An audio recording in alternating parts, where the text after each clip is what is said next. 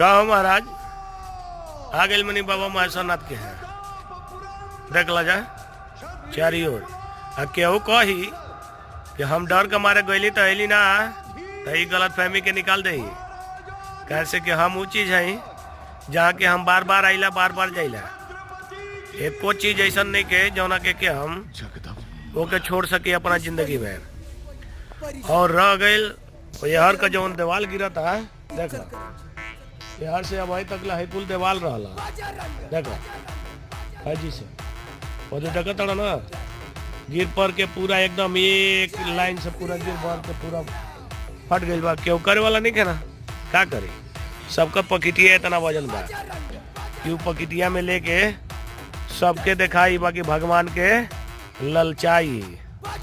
नाम क्या है जानते हैं? जग मोहन।